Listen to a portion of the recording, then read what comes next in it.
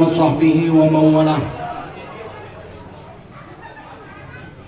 Allahumma salli ala sayyidina wa habibina wa maulana Muhammadin wa ala alihi wa sahbihi ajma'in. Amma ba'du, qala Allah ta'ala fi kitabihil karim,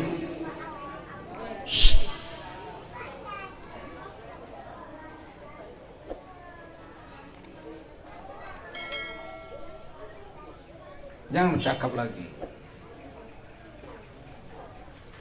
A'udzu billahi minasy syaithanir rajim. Bismillahirrahmanirrahim.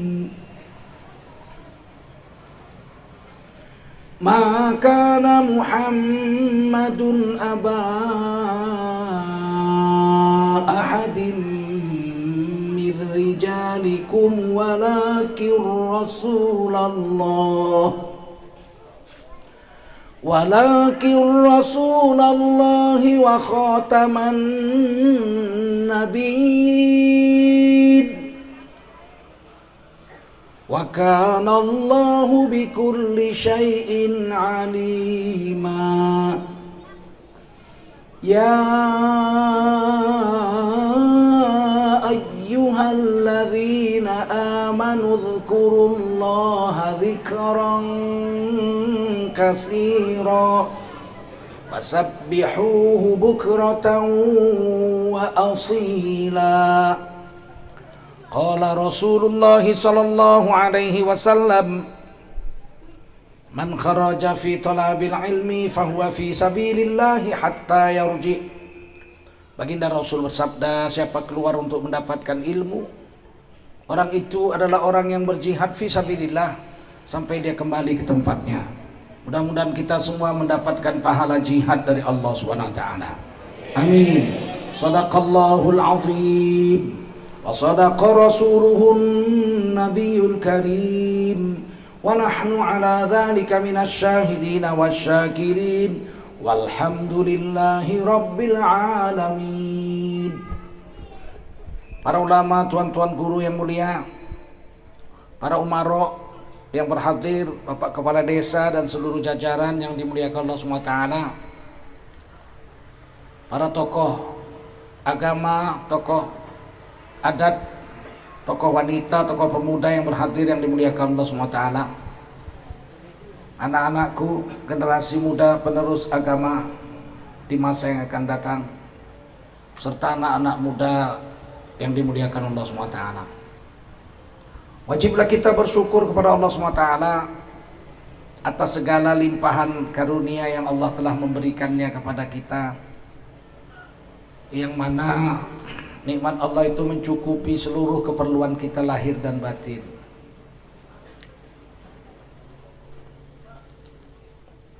Untuk keperluan jasmani kita, badan kita, itu sudah Allah cukupi sampai kita mati. Selain barang-barangnya, benda-bendanya sudah disediakan, untuk kita sudah ditakar, sudah diukur, nggak lebih nggak kurang. Keperluan kita yang sudah diukur Allah itu namanya rezeki. Rezeki mencukupi seluruh keperluan kita dari lahir sampai mati. Tidak mungkin kekurangan, tidak mungkin. Apakah rezeki itu kita cari atau rezeki itu tidak kita cari, kalau sudah ditetapkan Allah mesti dapat sama kita.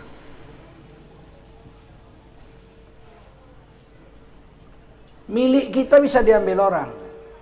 Sepeda motor milik kita bisa diambil orang. Kita pelihara ayam, ayam kita bisa dicuri orang. Harta benda milik kita bisa dicuri orang. Tapi rezeki yang Allah tetapkan untuk kita tidak bisa diambil siapapun. Anak istri kita pun tidak bisa ambil. Ini harus diyakinkan dan dibedakan antara milik dengan rezeki.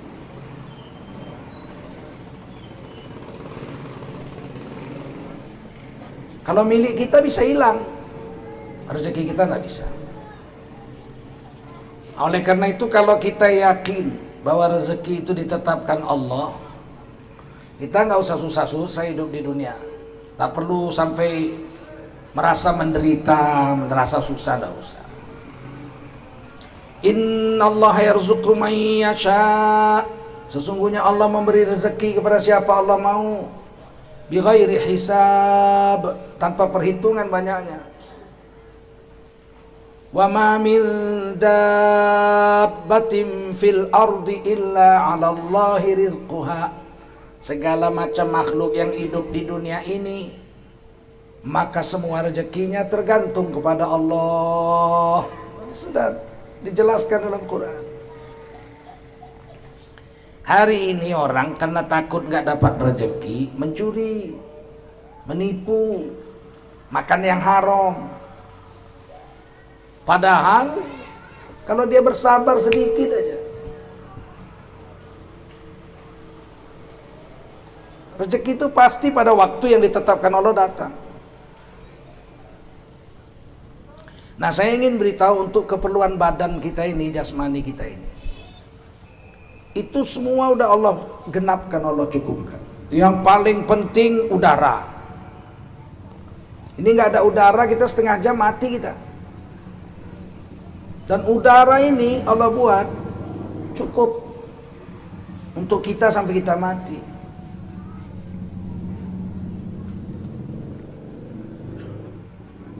Udara yang ada ini yang bermanfaat untuk kita itu cuma 25%. Disebut oksigen atau O2.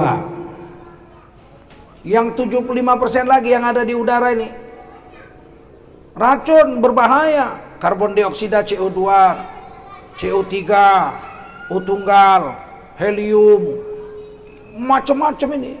Kalau terisap kita mati kita.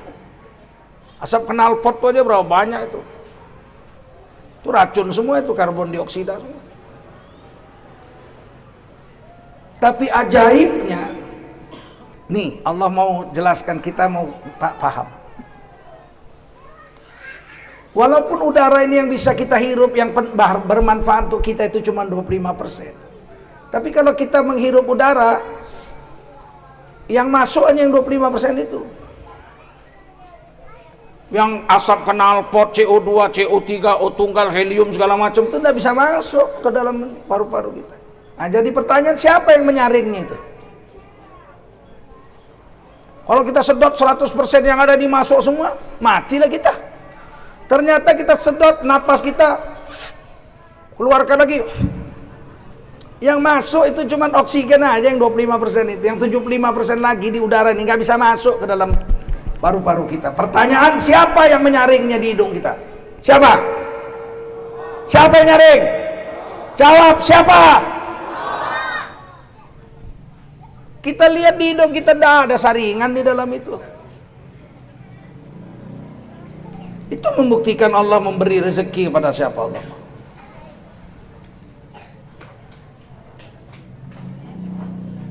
Kita sedot, masuk oksigen. Kita keluarkan, yang keluar karbon dioksida, CO2, racun. Sekarang manusia ada 7,8 miliar. Yang dihisapnya oksigen, yang dikeluarkannya karbon dioksida, racun. Tuh tetap aja yang kita sedot tuh oksigen, yang keluar karbon dioksida. Hisap lagi oksigen, yang keluar karbon dioksida. Nggak habis-habis itu. Siapa yang mengatur itu? Siapa? Dan kita setiap sholat suruh sebut Alhamdulillahi Rabbil. Segala puja dan puji bagi Allah yang mengatur, seluruh alam semesta ini.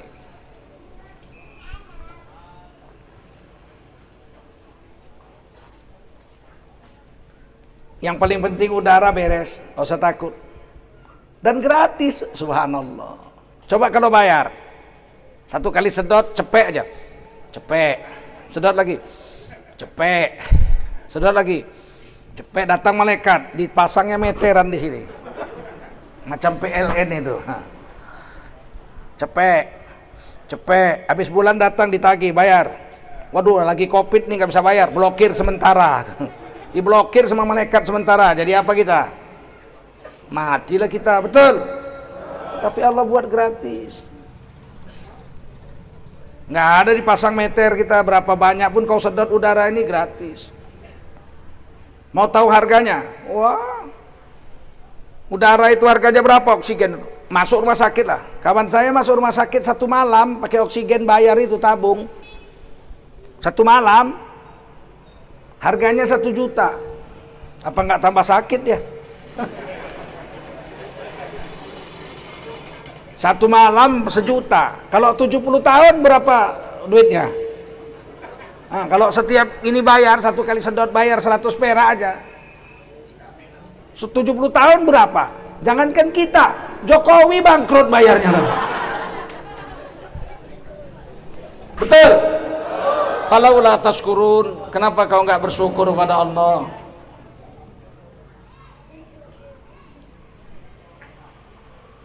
Nggak mau Allah pasang meter.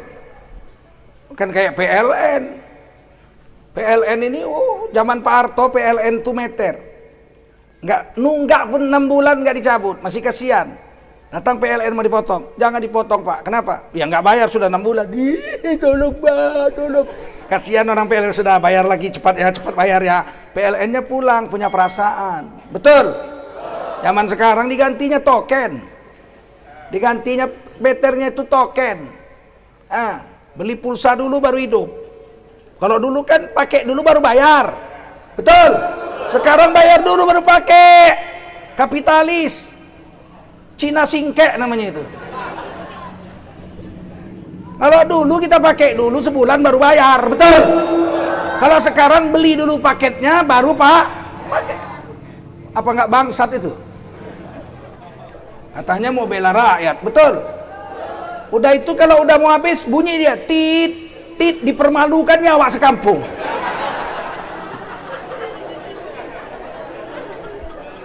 Tetangga tahu, hoi, isi kau tit aja tuh, tit, isi pulsa kau itu.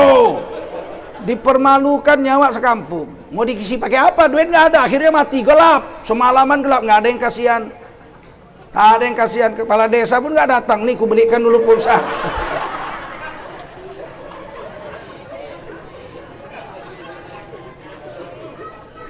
Siapa bilang bangsa ini berpancasila? Sekarang bangsa kita sudah tidak berpancasila. Padahal PLN itu perusahaan listrik negara, betul? Negara harus menjamin rakyatnya, betul? Apa yang dijamin? Apa yang dijamin? Nggak bayar pulsa mati gelap apa semalaman. Besok beli dulu baru pakai. Bayangkan beli dulu baru pakai. Semestinya kan pakai dulu baru bayar, betul? Tahap apa pun kalian pilih juga dia kemarin.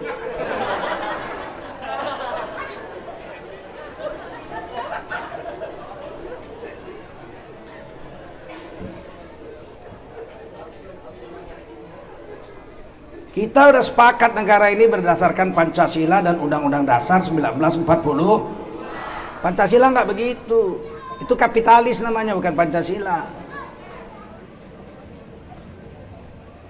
Harus dikoreksi, betul? Betul?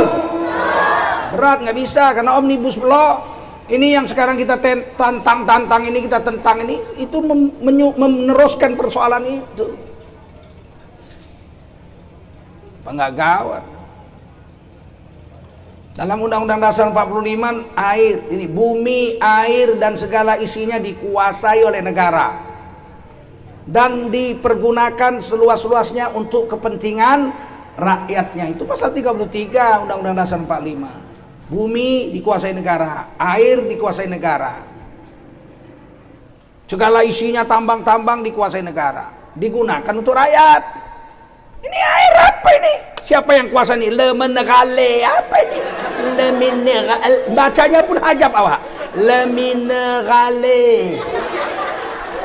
Apa?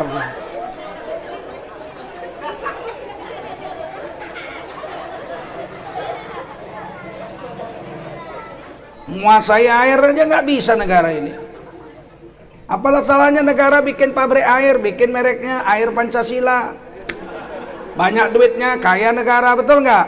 Ini siapa dikayakan ini? Aqua, Managale, Fit, entah apa-apalah macam. Negara udah 75 tahun merdeka, bikin air aja nggak bisa kan? Astagfirullah. Mau ku bilang goblok, tersinggung ya kan? Tapi memang goblok kan? Nggak ngerti, saya nggak ngerti. Ini kan melanggar Undang-Undang Dasar 45 ini. Air kan harus dikuasai negara, betul? Apa ini? Kuasai siapa ini penguasai?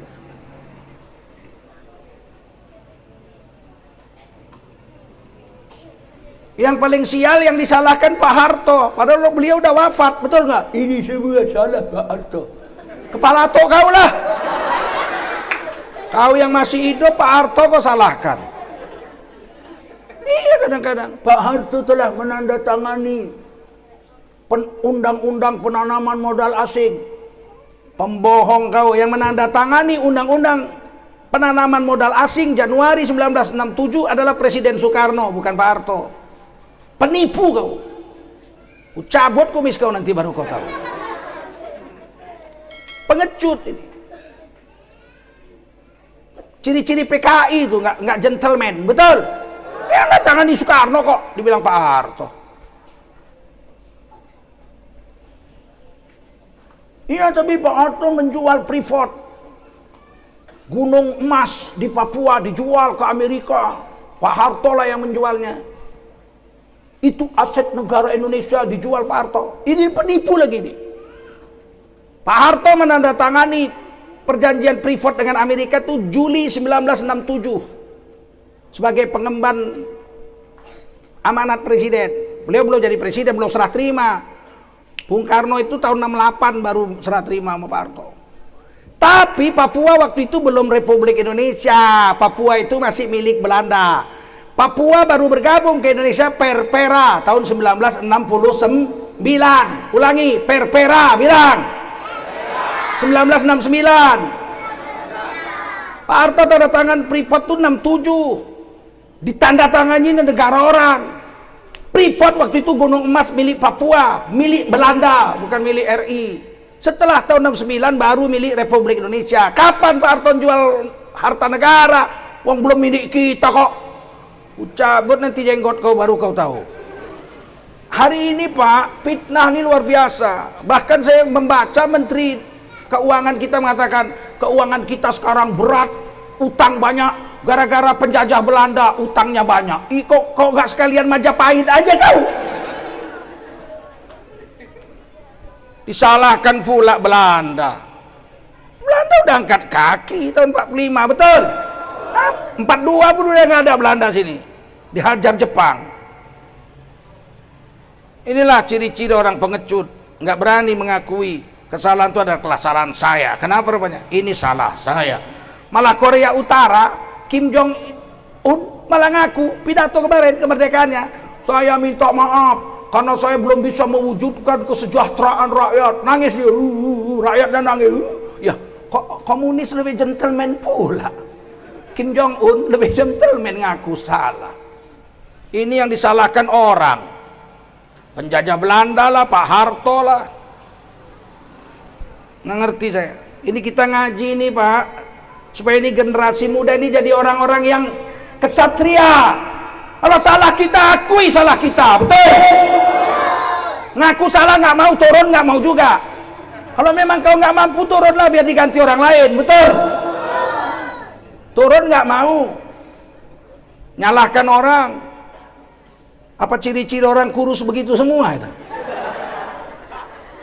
Aku nggak kurus, aku tegap aku.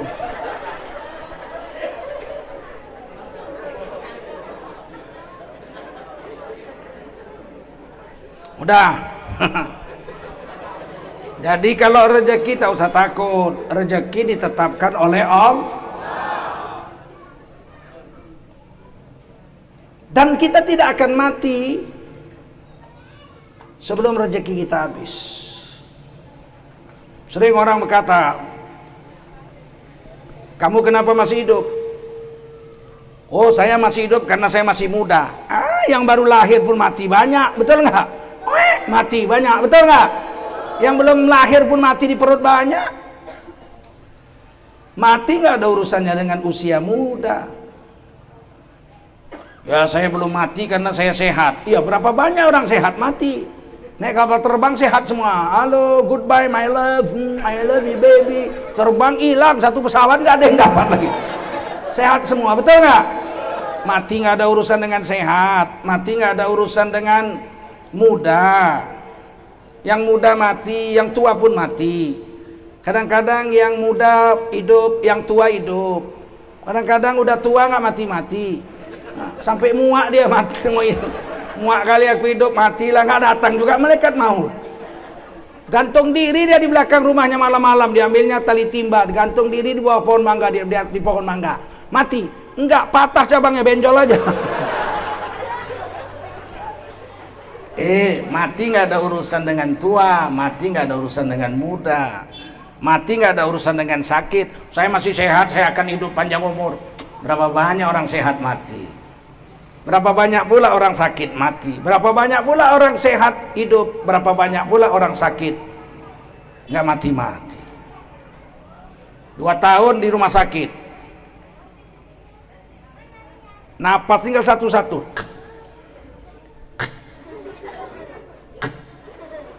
Buka mata pun nggak, makan pun dilewat hidungnya, disuntikkan dokter makan, cerot, namun mati nggak juga. Anak-anaknya udah risau, 5 anaknya, macam mana kita bikin ini bapak kita? Udah panggil dukun lah, panggil dukun. Wah dukun, tolong doakan bapak kami. Kami udah ikhlas, udah ikhlas. Ikhlas maksudnya biar mati.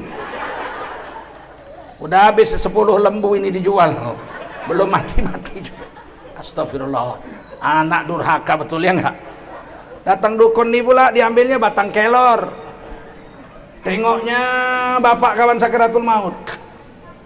Oh ini ada pegangannya ini, belum dilepas katanya pula. Dipukulinya pakai batang kelor. Kejang-kejang lah orang tua tuh. Nah ini setannya nih, setan. Kau bilang, kau pun kalau kupukuli kejang-kejang juga kau. Kan setan kejang-kejang, sakit dia kau pukuli. Dah, sebentar lagi mati nih, pulang dukunnya, betul, mati, mati. Siapa yang mati? Dukunnya yang mati.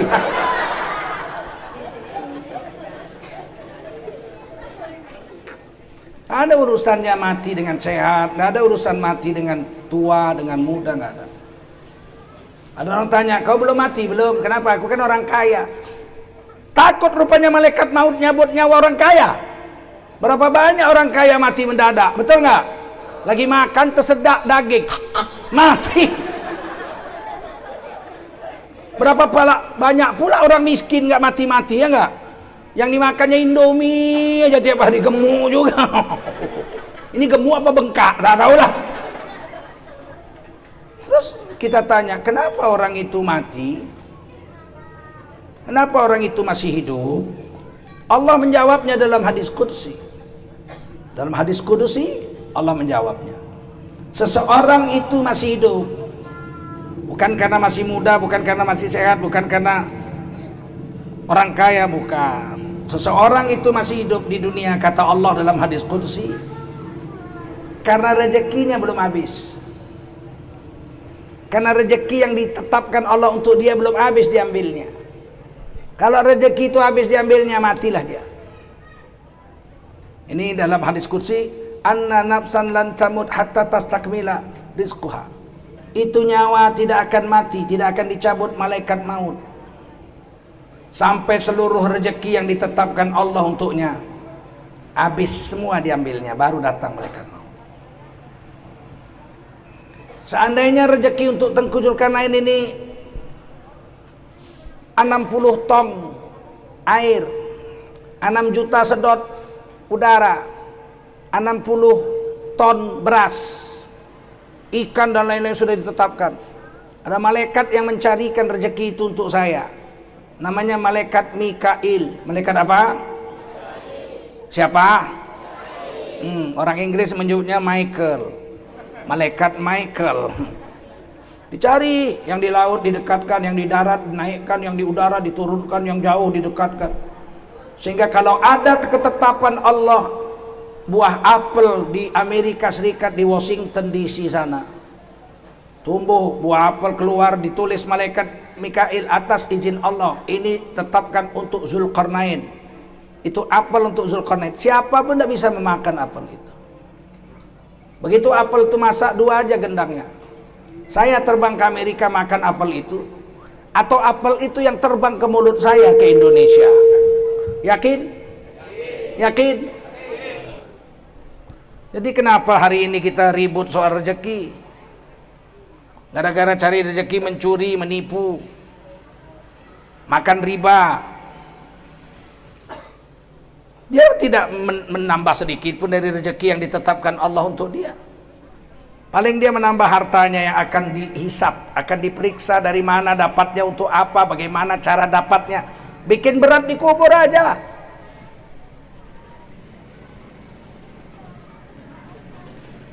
Hari ini orang untuk dapat kekayaan, dari yang paling miskin sampai yang paling kaya, menipu juga. Orang kaya pun menipu juga. Udah jadi pejabat menipu juga. Kita orang normal tuh makan nasi, betul? Dia yang dimakannya semen, jembatan dimakannya, jalan aspal dimakan. Gila betul itu orang. Kalau harta jangan tanya. Koruptor-koruptor tuh hartanya sudah triliunan, betul?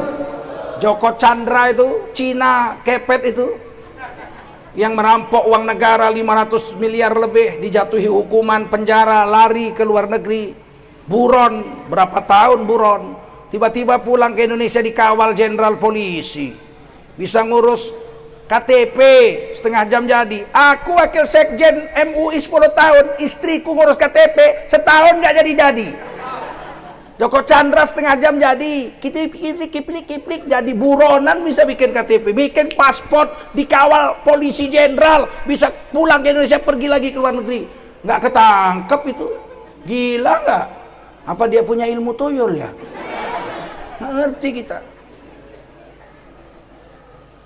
Korupsi juga, kurang kaya apa?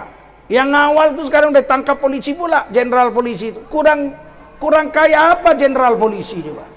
Duitnya berapa jenderal polisi? Mencuri juga. Jaksa perempuan itu coba dapat 7 miliar bela maling besar Joko Chandra itu. Mana-mana pakai rok pendek, kemana-mana pakai rok pendek. Begitu ditangkap polisi, masuk pengadilan langsung berubah jadi kadrun, pakai kerudung. Dari tangkap polisi kau pakai kerudung kau. Tapi nggak apalah, jadilah, daripada nggak pernah seumur hidup. Jadilah, syukur juga lah Wak. Waktu ketangkep jadi maling pakai kerudung lumayan lah, daripada pakai maling tambah nggak pakai celana.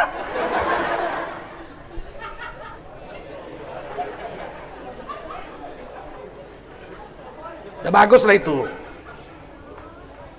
Ngeri hari ini, ngeri. Nggak yakin dia rezeki Allah yang menetapkan. Sekarang saya tanya kalian, jawab keras-keras, siapa yang menetapkan rezeki? Mungkinkah kita nggak dapat rezeki selagi masih hidup? Nggak mungkin.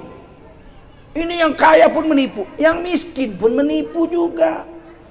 Saya berapa kali kena tipu. Pinggir jalan, Pak, belilah sapu lidi. Istriku memang perlu sapu lidi. Aku belilah 2 biji, sampai di rumah. Besoknya aku tanya, mana sapu lidi? Sapu lidi itu mana? Ini bang, kepet jadi segini. Ya, aku beli tebal gitu. Tebal rupanya dipotongnya sejengkal. Ini bang, yang tebal itu yang ini. Yang asli panjang itu cuman kepet segini, kayak ekor kuda itu. Astagfirullah, penjual sapu lidi pun menipu ustadz coba. Udah jelas pakai jubah serban begini, beli. Untung nggak kudoakan, ya Allah, bikinlah dia melarat. Tapi nggak sampai hati aku, ya Allah berilah hidayah dia, jangan menipu orang lagi lain kali. Itulah aku doa. Pernah satu hari saya pergi ke pajak, ke pasar lah ya. Saya tetap yang belanja itu saya, bukan istri saya. Dari mulai kawin, waktu ibu saya masih hidup pun saya yang belanja. Beli ikan, beli sayur. Satu hari saya lihat ada orang jual bawang goreng dibungkus plastik kecil-kecil. Teringat saya istri saya kalau motong bawang sampai nangis-nangis, kasihan. Saya belilah bawang goreng itu, meri 10 bungkus. Saya bilang sama istri, udah nggak usah goreng-goreng bawang, kupas-kupas ini udah ada bawang goreng. Udah tinggal tabur aja, nanti siap diberebus itu bayam, tabur bawang goreng, nggak usah lagi ngupas-ngupas, nggak usah lagi goreng-goreng. Kasihan, pedas matanya. Hari kedua, potong-potong lagi. Ya, kenapa potong-potong lagi bawang? Kan sudah abang beli 10 bungkus itu. Ah, nggak usah bang, bikin yang kita punya aja. Kenapa? Saya bilang, kenapa? Akhirnya istri saya ambil, diguntingnya satu plastik, taruh di atas piring. Ini bang, ini bawang, ini bawang, ini bawang. Ini kulit ubi kayu, ini kulit ubi kayu. Ini bawang, ini kulit ubi kayu. Ubi kayu ini kalau digoreng kulitnya, racun ini bang, bahaya ini. Racunnya mengandung ini. Orang dia insinyur teknik kimia. Kan kaleng-kaleng biniku. Ini nggak usah, pokoknya abang ini dibuang aja, nggak usah dipakai. Astagfirullah, dalam hati saya. Besok saya ke pasar, saya jumpa itu orang tukang bawang. Beli lagi pak, penipu kau, aku bilang. Kau campur pakai kulit ubi kayu, kulit singkong. Nggaknya kaya kau dengan menipu, aku bilang. Kau jual aja bawang, harganya kau naikkan nggak apa-apa. Aku kan nggak nawar-nawar nanya sama kau. Berapa bawang 10 bungkus, nah duitnya. Bukan kutanya pun. Harganya, nah kau sendiri nentukan harganya. Kok kau tipu juga? Bayangkan miskin aja menipu. Yang kaya pun menipu, jadi apa negara ini? Negara penipu lah ini. Betul? Macam mana kita mau hidup di negara penipu? Inilah gunanya ngaji ini. Kalau kita jual bawang, bawang asli aja. Yakin rezeki Allah yang memberi, betul? Begitu. Jangan menipu. Nggak suka Allah sama orang menipu. Tambah susah hidupnya. Hidup susah pak, menipu aja susah, apalagi nggak menipu. Aduh, nggak yakin dia bahwa rezeki Allah yang mengantar, Allah yang menetapkan. Oleh karena itulah waktu saya kecil-kecil segini, guru saya itu mengajarkan 4 aja, langkah rezeki pertemuan, langkah rezeki pertemuan maut. Itu masih kecil-kecil gini, bahwa setiap langkahmu nak, Allah yang mengaturnya. Rezekimu semua Allah yang mengaturnya nak. Jodohmu Allah yang mengatur. Matimu Allah yang ngatur. Kapan, di mana Allah yang ngatur. Kecil awak udah diajarkan tauhid sama guru-guru dulu. Kadang-kadang kita nggak ngerti saya besok mau makan kari kambing sama sambal udang. Besok saya ulang tahun. Itu cuman rencananya itu. Keputusan tetap berada kepada Allah. Fa idza azamta fatawakkal 'ala Allah. Kau boleh usaha, setelah itu kau serahkan sama Allah. Tapi dia enggak, saya yakin besok saya makan kari kambing. Kata Nabi, tidak ada yang tahu makan apa besok. Siapapun tidak ada yang tahu makan apa kita besok hari. Siapapun tidak tahu kecuali Allah. Ada satu orang kaya, dia bilang besok saya ulang tahun, saya akan makan kari kambing dengan sambal udang. Dia bilang sama istrinya, ini duit 500.000, beli kambing sekilo, bikin kari kambing. Beli udang sekilo, sambal udang, gulai dan ubi. Ini duitnya, siap. Besok saya habis sholat zuhur pulang dari kantor, kita makan bersama. Kata istrinya, oke. Jam 10 istrinya sudah belanja semua. Jam 11 sudah selesai dimasak. Dia telepon, bagaimana kari kambing? Sudah dimasak. Bagaimana sambal udang? Sudah dimasak. Semua udah beres. 12:30 abang pulang dari kantor, kita sudah makan kari kambing dengan sambal udang dengan gulai dan ubi. Oke. Pas jam 12:15 azan zuhur. Dia pun sholat zuhur di kantornya. Habis sholat dia pun pulang, turun, naik lift, turun ke bawah. Begitu lift terbuka mau keluar, bosnya masuk. Bapak mau kemana? Mau pulang Pak, kami mau makan siang sama istri. Oh nggak bisa, ini hari kita rapat. Waduh, rapat, ini rapat COVID, ini rapat COVID. Rapat COVID apa rapat kepet? Rapat COVID. Naik ke atas, kata bosnya. Tapi bos, saya belum makan siang. Makan siang udah disediakan kantor, nggak usah khawatir kau. Kita makan siang dulu baru rapat. Naik ke atas. Naik ke atas. Sebelum rapat mari kita makan nasi bungkus, sekali dibuka ikan gembung. Allah tetapkan ikan gembung walaupun dia sudah masak kari kambing. Diteleponnya istrinya, abang nggak boleh pulang, bos bilang rapat. Jadi macam mana abang makan? Udah makan, pakai apa? Ikan gembung. Macam mana nasib kari kambing itu terserah kaulah. Udah patah semangat aku, selera pun udah habis. Istrinya pun Masya Allah, kari kambing, sambal udang, gulai dan ubi. Tiba-tiba adik iparnya, adik suaminya naik sepeda motor, pecah bannya. Dekat situ 500 meter itu pecah bannya. Bawa ke bengkel sebelah, tolong Lai, tolong dulu ditempel. Kata Lai itu, macam mana menempel? Robeknya satu sekal. Jadi macam mana? Mana bisa ditempel pakai apa kau? Jadi bagaimana? Digantilah luar dalam ban baru. Udah benang semua pun kelihatan ini katanya. Ya berapa lama gantinya Pak? Ya belilah dulu aku barangnya ke Sambu sana. Makjang berapa lama? Ya kira-kira 2 jam lah. Ya udah terserah kau lah katanya. Dia pun datang ke rumah abang iparnya. Datang kakaknya, kakak iparnya. Alhamdulillah datang kau dek. Kenapa rupanya? Abang kau ulang tahun mau makan kari kambing, nggak bisa pulang. Terus kau lah ngantamnya dimakannya lah. 3 piring diembatnya. Rupanya kari kambing itu rezeki adiknya bukan rezeki abangnya. Diteleponnya bayar pun enggak dia, tahu pun enggak. Diteleponnya abangnya, bang apa? Usentap lah kari kambing abang tuh sama sambal udang. Memang jelebau kau. Rezekiku bang, bukan rezeki abang. Rezeki abang ikan gembung. Kok abang salahkan aku? Salahkanlah Allah. Oh ya. Memang itulah ditakdirkan Allah. Begitu orang beriman, paham? Ngerti? Jadi ngapain menempuh jalan haram?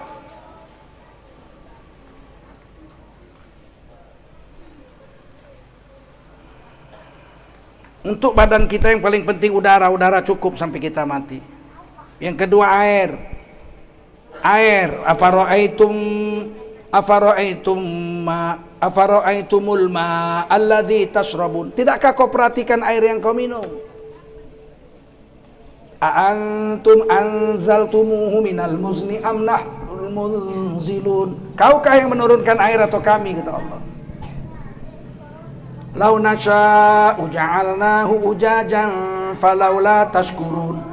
Bagaimana kalau air hujan itu kami bikin asin seperti asarnya air laut. Air laut asin di sinar matahari naik jadi awan putih. Awan putih sampai kiamat nggak bisa jadi hujan. Allah tiupkan angin memukul gelombang. Terbanglah butir-butir air garam kecil-kecil ke langit di bawah angin. Jumpa awan putih berubah jadi awan hitam, turunlah hujan. Tapi hujannya tidak asin. Bagaimana kalau air hujan asin, kata Allah? Matilah seluruh pohon kayu sedunia. Kalau pohon kayu mati semua, hilanglah oksigen. Kalau oksigen habis, matilah seluruh makhluk hidup di dunia. Kenapa kau nggak syukur, kata Allah? Dan air ini gratis.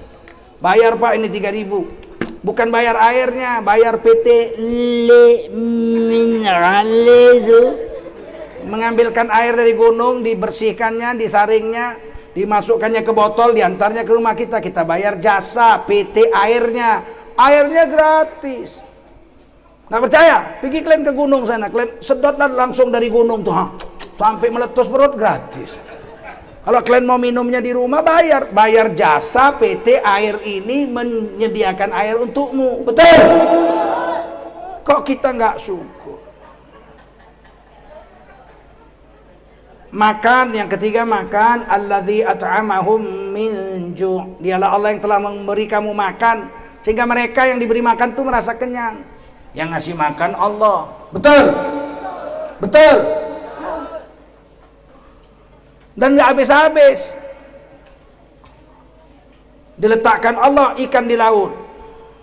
7,8 miliar manusia mengambil ikan dari laut sekarang siang dan malam. Tapi laut nggak pernah bangkrut, nggak pernah ditulis di koran. Waspada Medan, saudara-saudara, masyarakat Sumut, mulai besok kita libur makan ikan karena ikan di laut sudah bangkrut.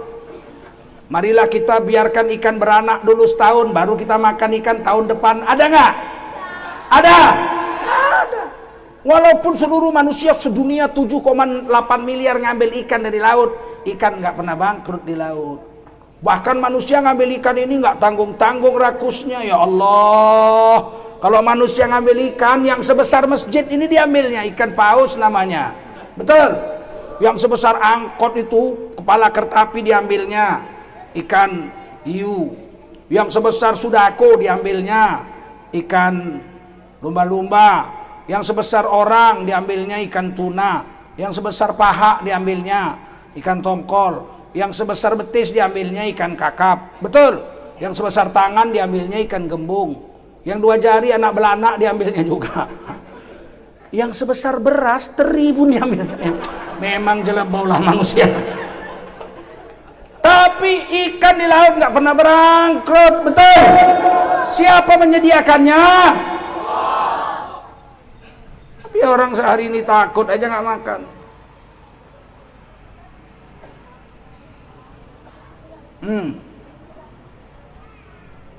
Itu ikan. Jadi beras pun gitu nggak habis-habis. Ada aja. Saya sudah ke Cina, 1,3 miliar orang Cina di Republik Rakyat Cina. Makan semua beras, makan roti, makan. Belum ada orang di Cina 1,3 miliar makan orang. Karena nggak ada beras makan orang. Nggak ada. Itu orang Cina, di Cina aja 1,3 miliar. Belum yang di Kelumpang nih. Orang Cina yang di Kelumpang.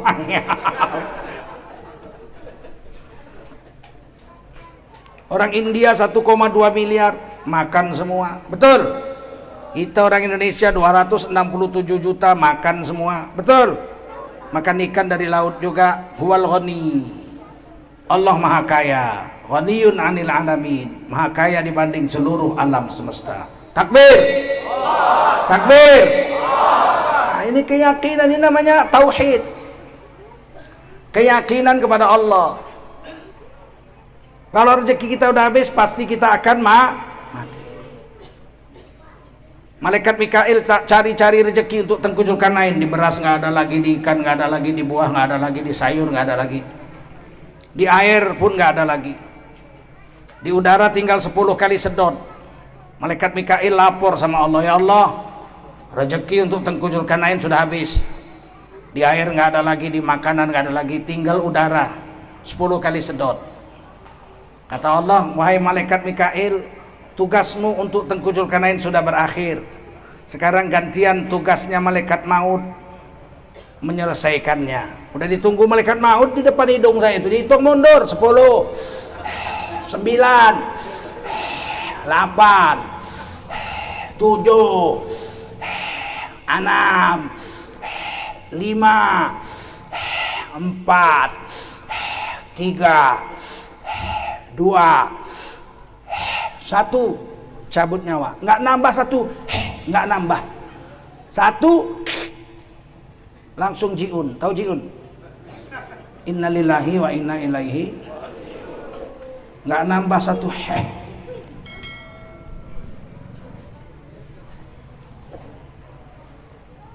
Sekarang saya mau tanya, yakin dengan Allah? Yakin? Jujur-jujur aja hidup ini. Saya pernah dakwah ke Amerika. Amerika weh. Dakwah di Amerika. Puasa. Mau buka puasa, biasanya saya di Indonesia, kalau buka puasa itu ada keripik ubi. Keripik ubi kayu. Setoples itu. Kalau zaman ibu saya 1 kaleng kongguan itu disediakannya itu. Saya makan buka puasa itu, makan bakwan, kurma 3 atau 5 bakwan. Dan itu saya sholat. Nanti saya bawa bakwan ke masjid, tarawih, tadarus, pulang dari situ barulah saya makan keripik ubi sambil membaca Quran, nunggu sahur. Saya makan nasi sahur aja, makan keripik ubi itu bertahun-tahun. Sampai saya kawin diteruskan sama istri saya. Jadi satu hari di Amerika, kepingin kali saya buka puasa itu makan bakwan. Ada bakwan dibikinkan sama orang-orang sana. Bakwan itu ada di seluruh dunia, Pak. Di India pun ada, namanya Chopoto. Ada semua. Di Cina juga ada, semua ada. Tapi keripik ubi, mau ngomong saya mau makan keripik ubi, gila. Di Amerika mana ada keripik ubi? Saya diam aja. Hati saya ngomong, alangkah nikmatnya kalau malam ini saya sambil ngaji baca Quran, ada keripik ubi kayu yang disambal. Habis maghrib saya makan bakwan, itu makan korma. Saya nggak makan nasi kan. Saya minum susu, nunggu sholat tarawih. Tiba-tiba datang orang, Pak Ustadz, apa? Orang Indonesia, orang Jawa. Pak Ustadz mau makan keripik singkong. Hah? Kau impor dari Indonesia? Enggak Pak Ustadz, saya kebetulan tadi lewat dekat Texas. Ada orang Meksiko jual ubi kayu. Memang ada ubi kayu di Amerika Latin. Jadi saya teringat, saya beli ubi kayu, mana tahu Ustadz Tengku Zulkarnain mau makan keripik ubi. Tiap hari pun bawa aku bilang. Oh beres bos, katanya. Dalam hatiku, di Amerika aja ada keripik ubi. Tengku Zulkarnain kepingin makan, ada. Apa pula susah-susah awak mencuri, ya enggak? Menipu. Pokoknya kalau takdir tetap ajang, dimanapun ada. Betul? Saya pernah di Australia, kepingin makan tape. Manalah ada tape di Australia. Betul-betul datang tape. Coba bayangin. Kuasa Allah Ta'ala. Tinggal kita memilih aja. Kalau rezeki kita ambil, betul nggak?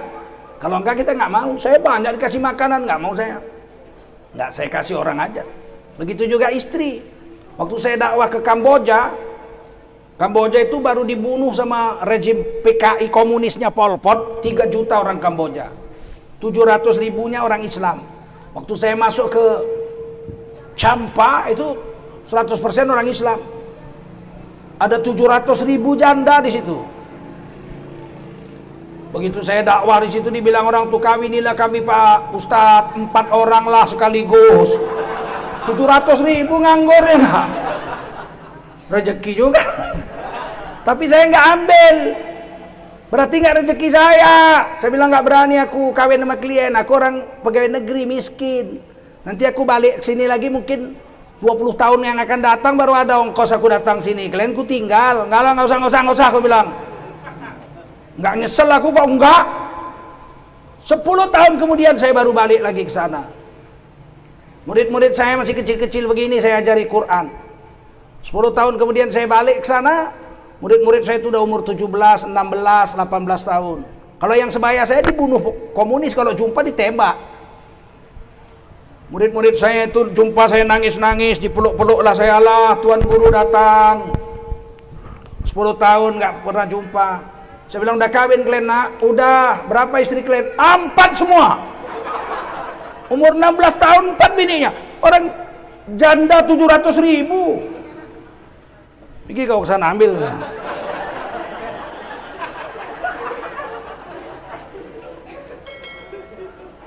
Kalau nggak kita ambil berarti bukan rezeki. Betul? Kalau kita ambil berarti rezeki. Langkah rezeki pertemuan Allah yang tetapkan.